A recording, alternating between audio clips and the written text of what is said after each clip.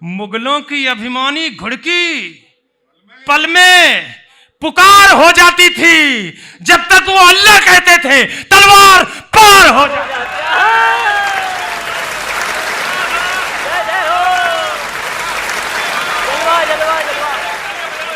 हल्दी घाटी के युद्ध का एक दृश्य प्रस्तुत करने की कोशिश करता हूं। मैं कोई बड़ा कवि वही नहीं हूं, लेकिन अगर कविता बड़ी हो गई हो तो आपका समर्थन पूरा मांगता हूं। दृश्य देखिएगा। अगर आपके सामने हल्दी घाटी आ जाए तो ये न सोचना कि छोटा कवि है इसके लिए क्या तालियां बजाना। कविता बड़ी हो तो उस तरह समर्थन करना। मुगलों के राजा अकबर ने षड्यंत्र रचा, आघाती था, लेकिन प्रताप का तेवर भी तेजाबी था, प्रतिघाती था। अकबर ने राजा मान सिंह को सेनापति बनवाया था।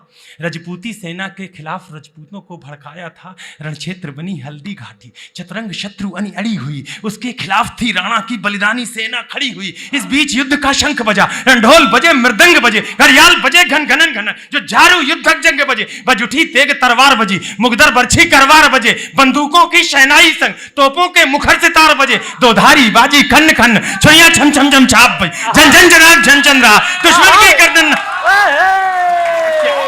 वाह वाह वाह वाह, क्या कहूं यार, क्या सुनते हैं। वाह वाह वाह वाह, अद्भुत।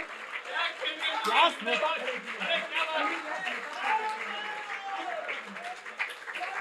जय हो जय हो, क्या सुनते हो यार आप लोग। वाह। जय जय जय जय। मुगलों के राजा अकबर ने षड्यंत्र रचा, आघाती था, लेकिन प्रताप का तेवर भी तेजाबी था, प्रतिघाती था। अकबर ने राजा मान सिंह को सेनापति बनवाया था। रजपूती सेना के खिलाफ रजपूतों को भड़काया था। रणक्षेत्र बनी हल्दी घाटी, चतुरंग शत्रु बनी अड़ी हुई, उसके खिलाफ थी राणा की बलिदानी सेना खड़ी हुई। इस बीच युद्ध का शंख बजा, रणढोल बजे, मृदंग बजे, घड़ियाल बजे, घन घनन घनन, जो झारू युद्धक जंग बजे, बज उठी तेग तरवार बजी, मुगदर बरछी करवार बजे, बंदूकों की शहनाई संग, तोपों के मुखर सितार बजे, दोधारी बाजी खन खन, छुरियां छम छम छम छाप बजे, झन झन झनाक झन चंद्रहास, दुश्मन की गर्दन नाप बजी, धनुषों की डोरी धन धन, और तीर बोलते सन सन, घोड़ों की घंटी टन टन, हाथी का घंटा घन घन। पंक्ति तो अब संभालना।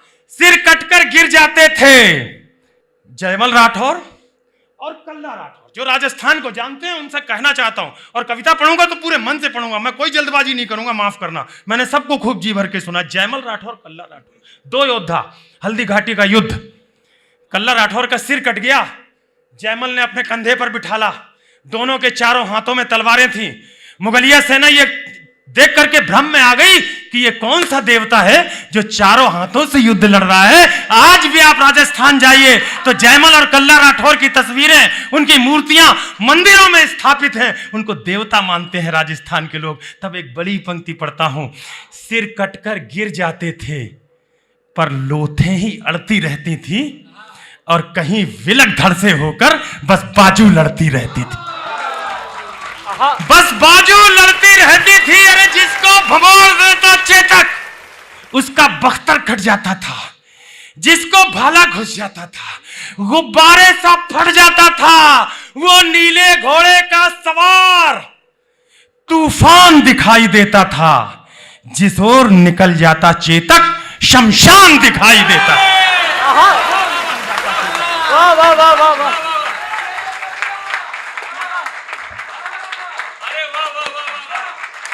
जलवा। ये सुनने वाला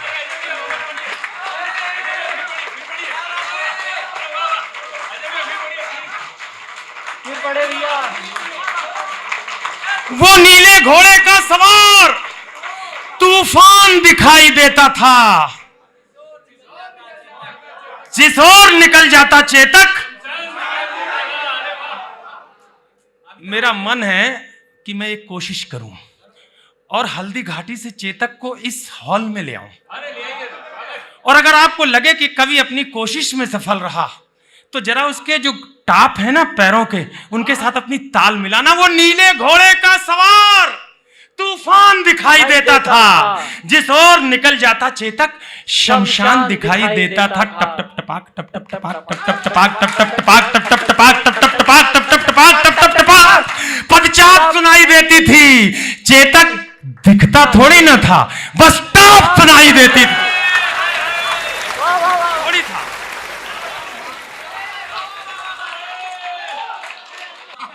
चेतक दिखता थोड़ी ना था, पदचाप बस टाप सुनाई देती थी। उस नीले घोड़े का कौतुक देखो, अपनी आंखें खोलो। राणा चेतक के साथ साथ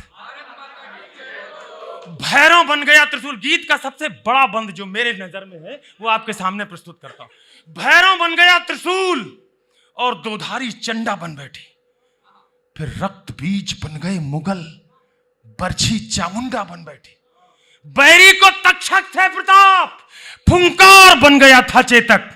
थी सूखी घास मुगल सेना, अंगार बन गया था चेतक। बड़ी पंक्ति अब है, इस पर कमजोर मत पड़ जाना दो, जितनी ऊर्जा हो इस पंक्ति पर देना।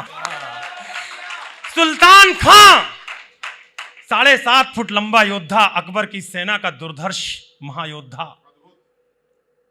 हिंदुआ या सनातन बच्चों को देखता था 2 महीने, 4 महीने, 6 महीने, 1 साल के, तो दोनों हाथों से उसका सिर दबा करके चकनाचूर कर देता था। इतना पापी, इतना आक्रामक, इतना क्रूर, सही शब्द इस्तेमाल किया। अकबर को यह घमंड था कि इससे तो कोई जीत ही नहीं सकता। राणा के सामने पड़ गया हल्दी घाटी के युद्ध में। संभाल लेना यार, जो बातें मैं बता रहा हूं उनको बड़ा लेके जाना साथ। अकबर के राणा प्रताप के सामने पड़ गया। 6 मिनट तक खिलाया राणा प्रताप ने, जैसे बिल्ली चूहे को खिलाती है। 7वें मिनट में अपने घोड़े से छलांग लगाई, अपने तलवार का ऐसा वार किया, इतिहासकार लिखते हैं कि एक ही वार में सिरत्राण कटा, सिर कटा, मुंह कटा, धड़ कटा, घोड़े के 2 टुकड़े हुए, एक इधर गिरा, एक इधर गिरा। उस महाराणा प्रताप की कविता सुनाने जाता हूं, तब आपकी तालियां मांगता हूं। सिर कटकर गिर जाते थे मुगलों की अभिमानी घुड़की, पल में पुकार हो जाती थी। मुगलों की अभिमानी घुड़की पल में पुकार हो जाती थी। जब तक वो अल्लाह कहते थे तलवार पार हो जाती।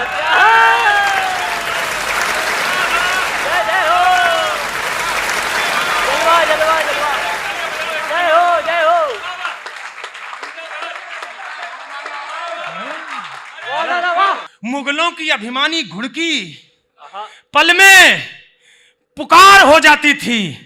जब तक वो अल्लाह कहते थे तलवार पार हो जाती थी। बैरी के सर पर था चेतक, आंखों के आगे था चेतक, हाथी के ऊपर था चेतक, छाती के भीतर था चेतक, छल में चेतक, बल में चेतक, थल में चेतक, जल में चेतक। लोहू की नदियां बहती थी, नदियां की कलकल में चेतक। पानी पर चेतक दौड़ रहा, चेतक चलता अंगारों में। वाणी पर चेतक डोल रहा, चेतक घुस गया विचारों में।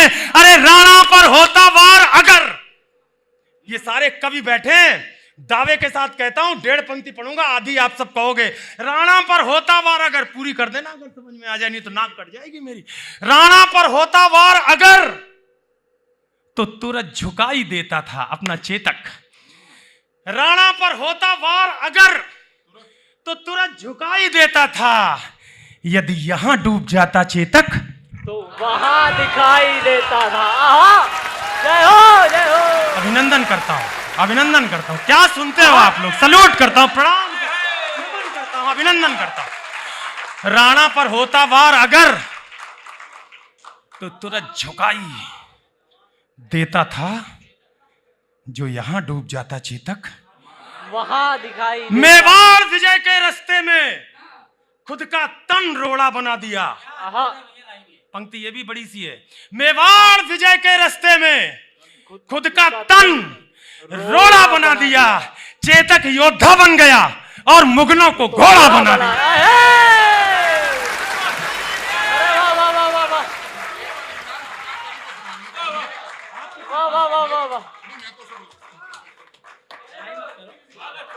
एक बंद खत्म कर दो।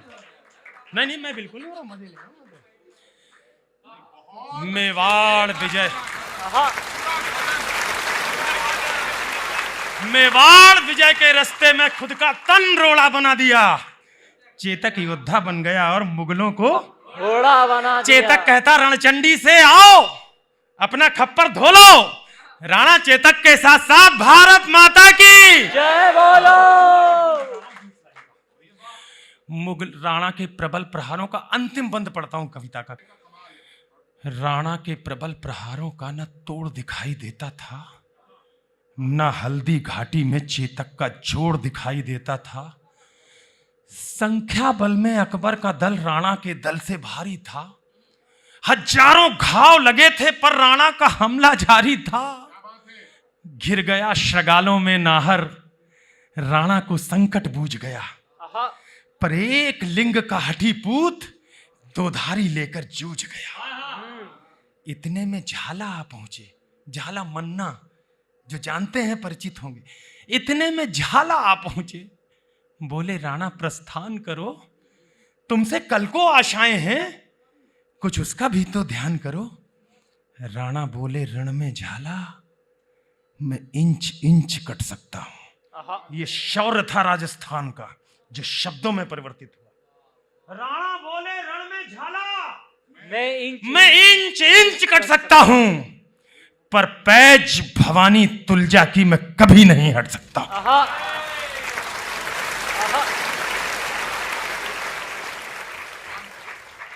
आत्मा से बोलिए, आत्मा से।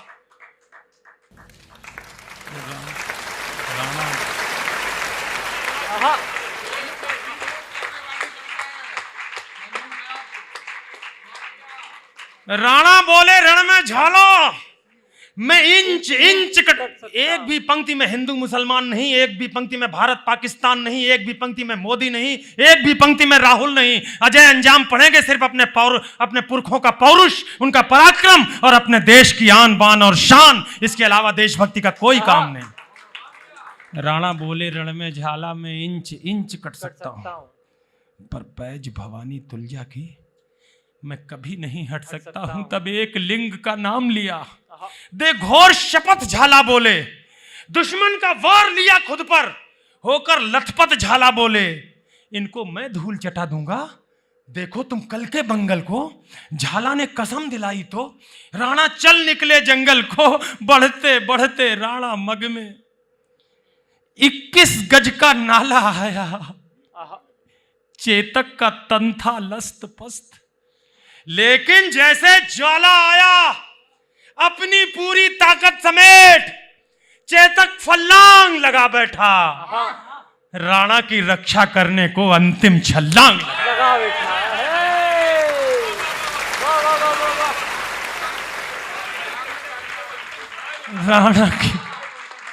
राणा की रक्षा अंतिम छल्ला लगा बैठा। उस नील अश्व ने स्वामी भक्ति का पाठ सभी को सिखा दिया। करवट लेकर बेजान शीश राणा चरणों में टिका दिया। फिर लगा अचानक घोटक ने जैसे अपना मुंह खोला हो। चेतक बोल नहीं सकता, घोड़ा है जी सर, लेकिन अगर कवि अगर कल्पना करता है कि चेतक अगर बोलता तो क्या बोलता। मैं वो पंक्ति पढ़ रहा हूं और आज सब सुधी जनों का आशीर्वाद चाहता हूं। फिर लगा अचानक घोटक ने जैसे अपना मुंह खोला हो। चलते चलते जैसे शहीद चेतक ने बस ये बोला हो, मालिक मालिक मालिक मेवाड़ घराने का मैं कर्ज चुका कर जाता हूं, माथा सहलाकर विदा करो, मैं फर्ज निभा कर जाता हूं।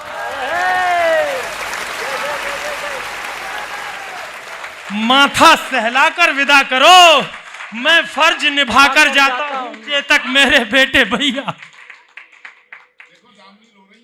दामिनी मैं तेरे आंसुओं को अपने मस्तक का तिलक मानता हूं। दीदी आपके आंसुओं को मैं इस कविता पर लिखे हुए आपके हस्ताक्षर मानता हूं।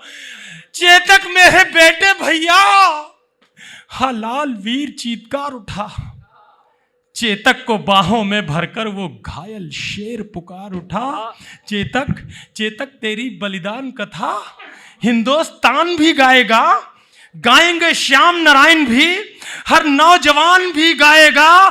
चेतक तेरी सौगंध मुझे दुश्मन का नाम नहीं होगा, जब तक ये राणा जिंदा है मेवाड़ गुलाम नहीं।